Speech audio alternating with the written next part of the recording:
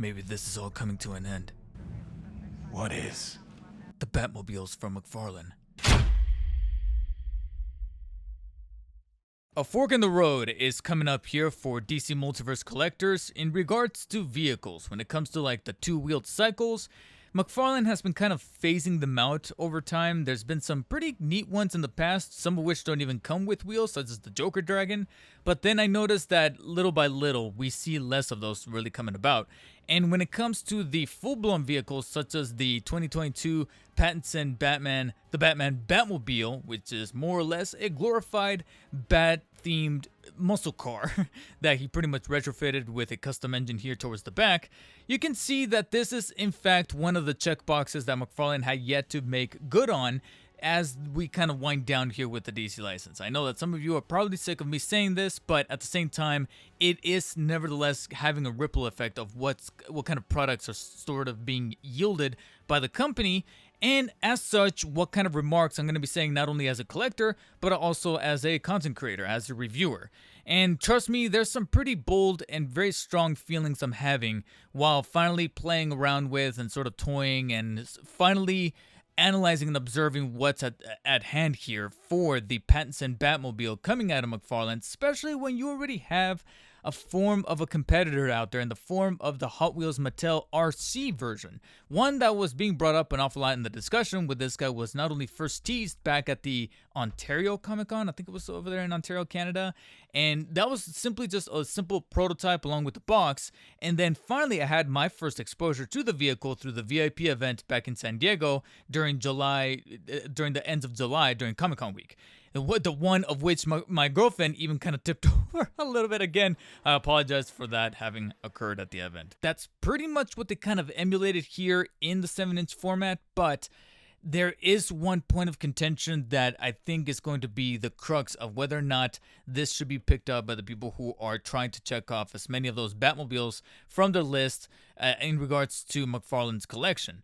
Because being that this guy is one of the cinematic versions of the Batmobile, so many people are probably on the cusp of collecting all of the Batmobiles from the movies. We've already gotten recently the Batman Forever that came with the Alfred figure, even the Batman and Robin that came subsequently afterwards with lights and sounds, and then harkening it back to the 2023 Flash version of the Keaton Batmobile, though with a couple of little modifications that felt much more at home with that interpretation that appeared in the 2023 contestable film as opposed to the 89 movie that later got an Amazon exclusive.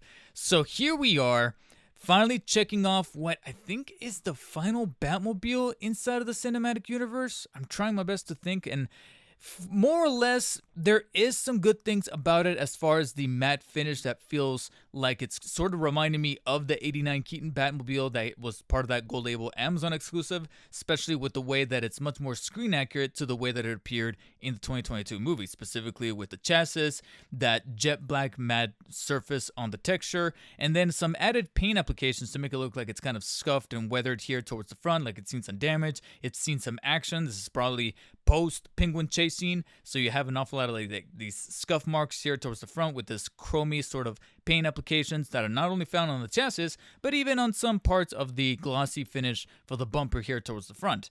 And overall, the sculpting as far as how they molded the plastic to be modeled after the muscle car inside of the movie is more or less pretty well done. However, there's just something about the proportions that feel a little off to me, and I know that that's not necessarily something brand new when it comes to the DC Multiverse interpretations of these vehicles, because they always have something kind of off about them. It always feels like something that's been sort of warped or distorted to then be retrofitted to be inside of the 7-inch DC Multiverse series, especially if it's going to be accommodating a 7-inch Batman figure to go inside of the damn thing. And I feel like this particular vehicle, I don't know what it is. I saw it very subtly with the other past Batmobiles, save for the Batman and Robin one, which I have yet to pick up. I'm sorry, that's the only one that kind of went over my head, especially since it's just so toyetic and so loud in terms of its visual fidelity that after a while I'm just kind of like, all right, I'll pick it up when it's on a very, very harsh sale. Much harsher than maybe if it shows up at a DD's discount or Ross. But when it came to the Pattinson Batmobile, I really did enjoy this grounded look at a muscle car with, like I said, modifications that only Batman would incorporate into the vehicle. But here, there's something so very stretched and sort of pancaked and very I don't know, just kind of ugly about the way that this whole overall flat bedded look of the muscle car really looks. Very different to what it really looked like in on screen. There's just something just so overly wide and very flat looking about the way that it's kind of being stretched horizontally. I don't know what it is. And then the more I kind of analyzed again the main encasing of the body, that's when it kind of dawned on me that despite really enjoying the actual design of these curvatures where the wheels are, specifically these ones here towards the front that remind me an awful lot of like a Mustang GT, etc., or even a bit of a Corvette in that style, as well as of course these parts right here that kind of elongate here towards the back to then give us that very classic Batman-esque look to a Batmobile.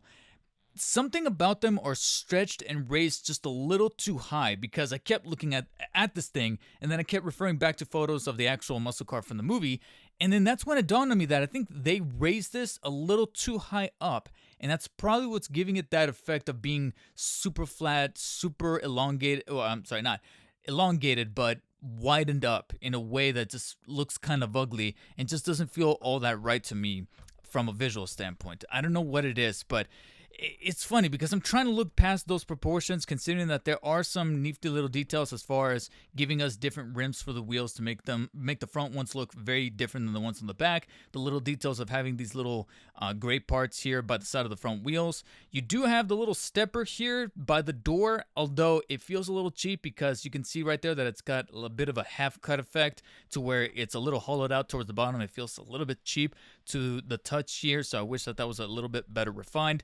And then to kind of illustrate more so of my point of how overly wide and exaggeratingly wide this thing is, the windshield you can see right there is made out of a slightly fogged up translucent plastic, but it just looks way too wide.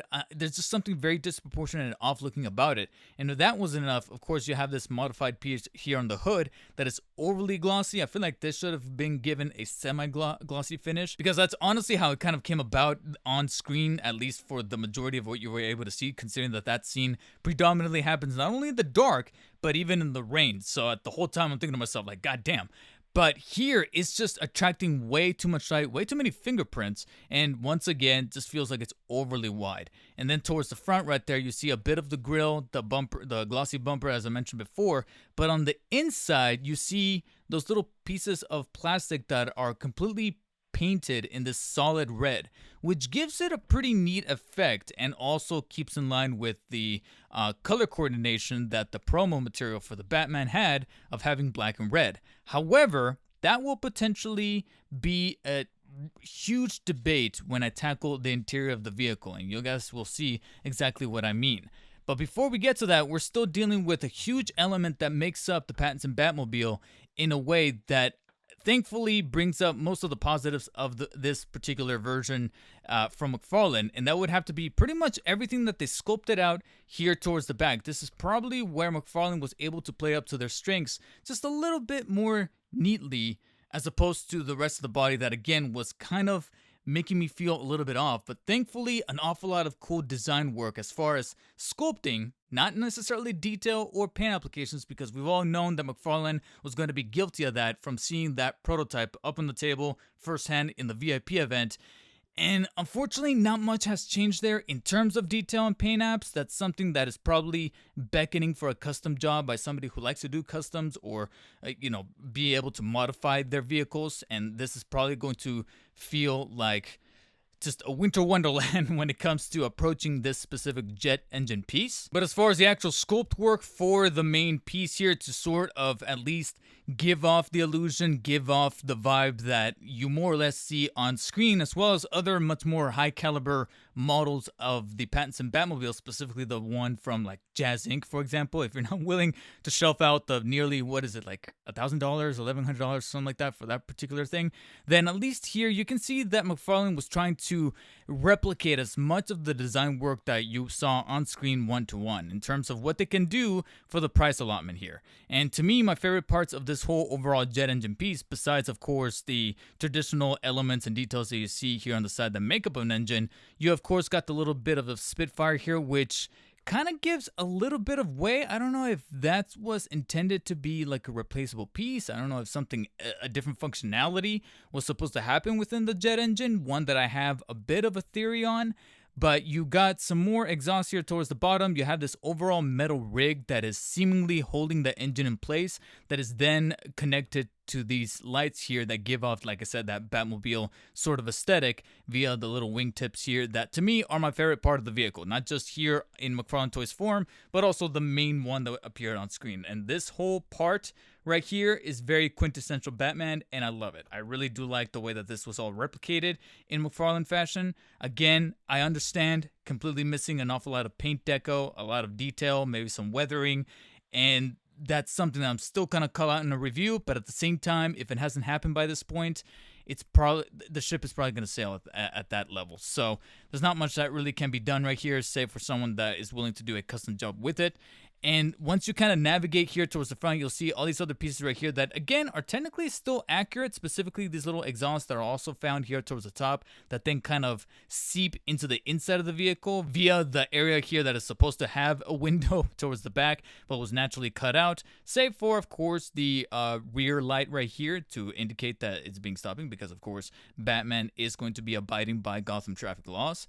But they did that thing again where proportions are a little strange because I looked up pictures, and these exhausts, along with the pieces that you can kind of make out from the inside here, which we'll go ahead and use this as a good segue to take a look at the bit of the interior, via the opening door. Only one opening door, to be exact. Unfortunately, only one door since it is a one-seater. Not just for the McFarlane here, but also inside of the movie itself. You'll note that he has only got really one working seat, one functional seat, and then the other area where the second seat would be is just a bunch of pistons and like gas tanks for the NOS, for the Spitfire effect, as well as like this whole console with digital clocks and numbers and things like that. So all these other things that he used to modify and completely, as the kids like to say, rizz up his vehicle.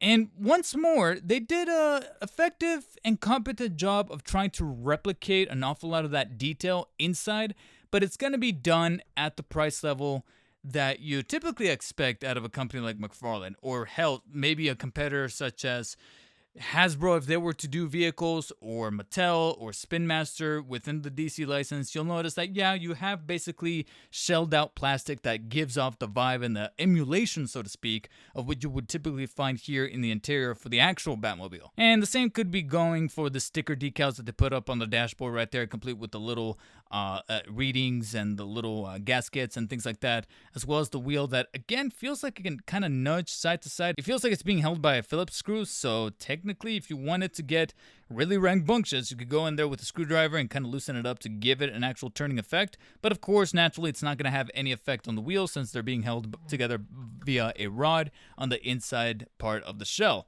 which you can see right here has got just a bunch of generic pistons and pipes here for the underside. I have no clue. I couldn't find any pictures of the underside of the actual Batmobile, so your guess is as good as mine as to whether or not this is completely accurate. And this plastic is doing a decent job of covering up the rods that connect the wheels, but at the same time, it's bringing more attention to the fact that the inside is just so hollowed out and makes the vehicle feel incredibly light.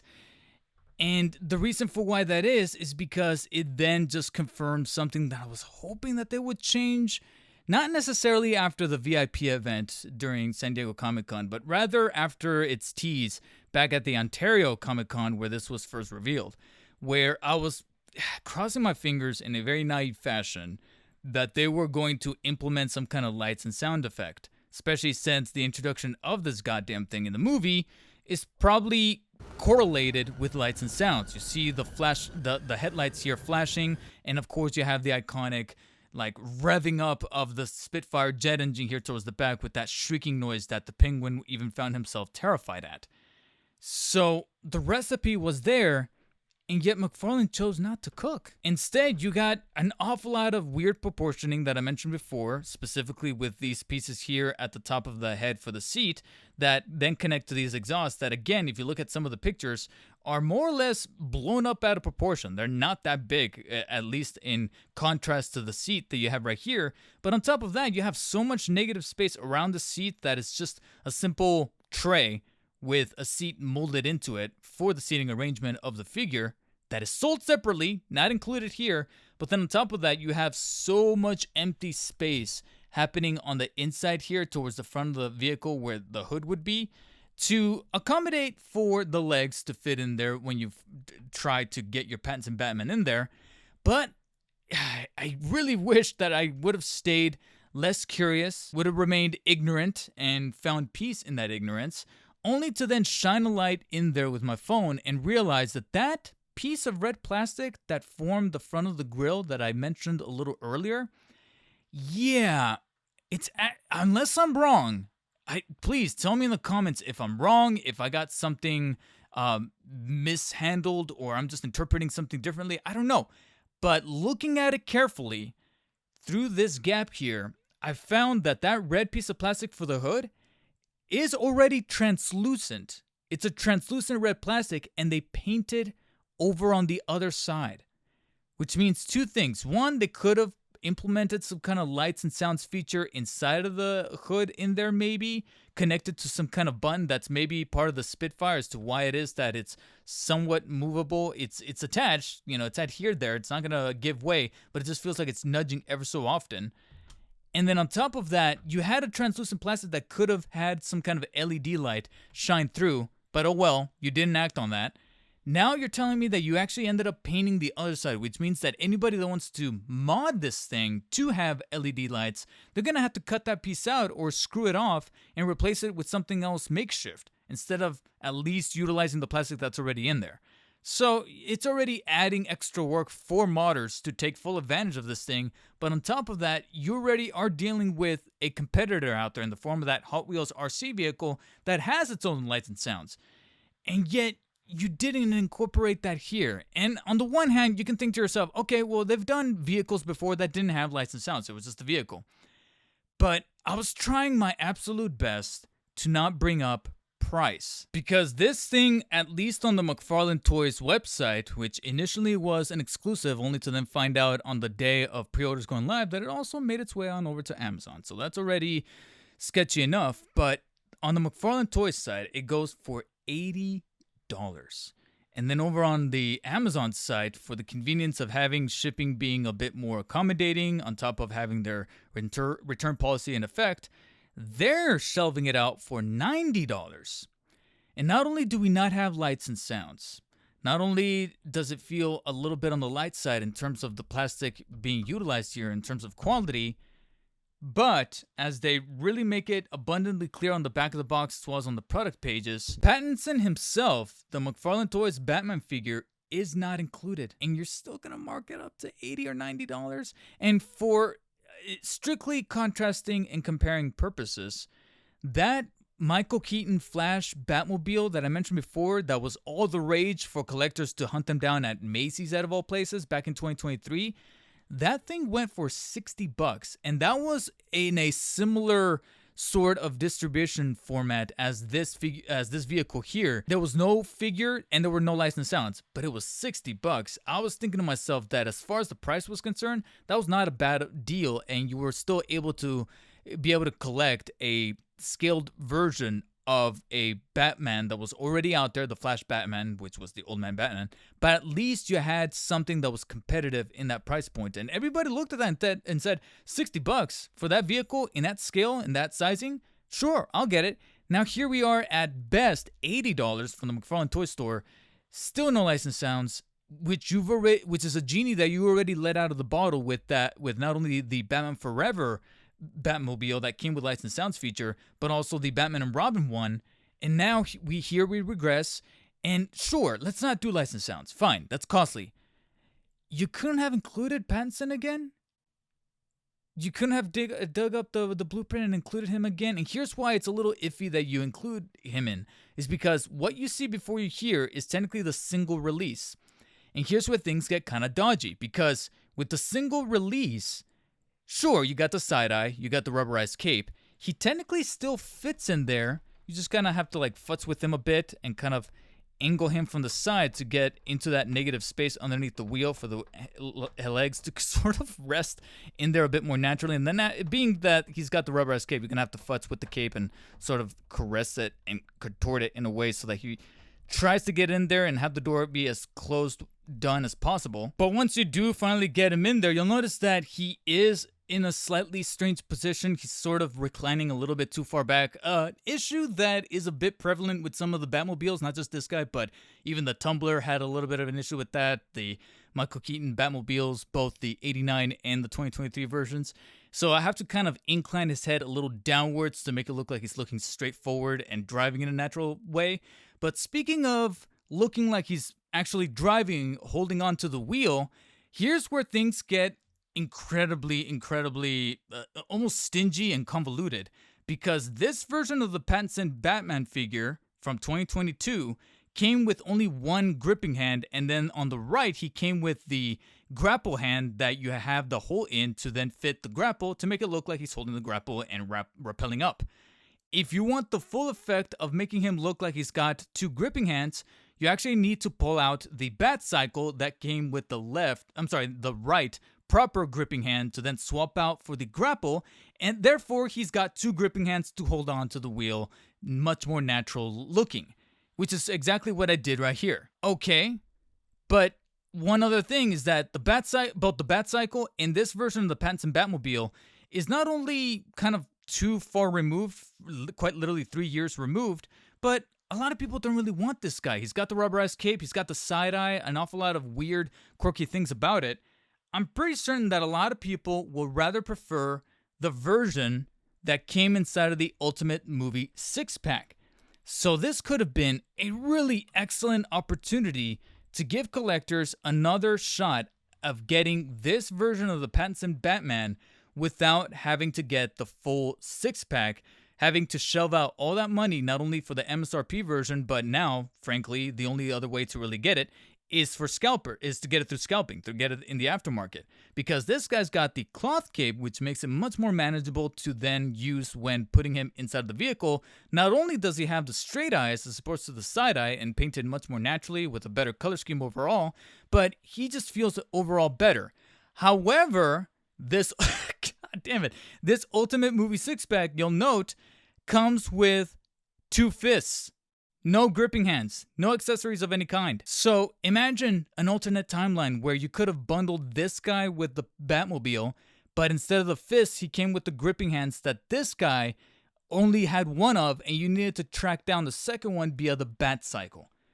Like I said, hurdle after hurdle after hurdle, but imagine how much better justified, how awesome it would have been for $80 to even flat $90, both on the McFarlane Toy Store and on Amazon. And sure, you don't get the licensed sounds, but you get the Pattinson Batmobile from the Ultimate Movie 6-pack with cloth cape, with straight eyes, both gripping hands so he can hold onto the wheel, and he fits much more naturally in there. There's a strategy. This thing would have sold easily, and at the time of this recording, still available on the store. And frankly, I have no problems believing why. And lest we not forget that this is a McFarlane Toy Store and Amazon exclusive, not available at Targets, Walmarts, or any brick and mortars, which means that less production needed to be handled with this guy. Which means, I don't know what it is. I feel like it could have afforded including the Pattinson figure. And kudos to them being able to keep some of the warping of the plastic at a minimum. Maybe that's a result of having the manufacturing being a bit trimmed down, considering it's an exclusive for just those two storefronts.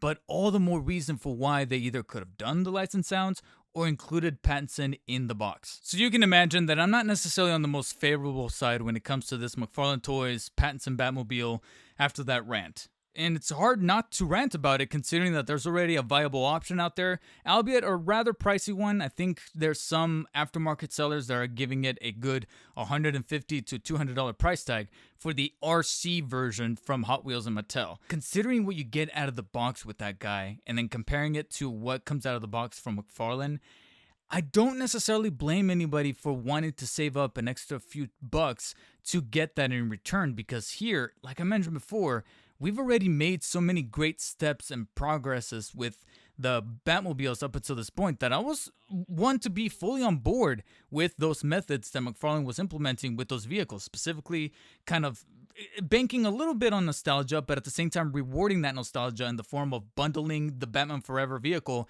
with that Alfred that we all know and love, complete with lights and sounds. That's probably one of the best package deals for $100 flat. I had no problem forking that over. And it sucks because being one of the earlier adopters, there was really strong potential here, especially considering all the possible vehicles. Since Batman is synonymous with the Batmobile, what other things that McFarlane could be to kind of break ground in delivering these really well scaled but also affordable Batmobiles, where we don't have to go the extra prestigious model of the likes of Jazz Inc. or Hot Toys, but also not get too cheaped out in the form of something that you can just pick up from the shelf over at Walmart or Target.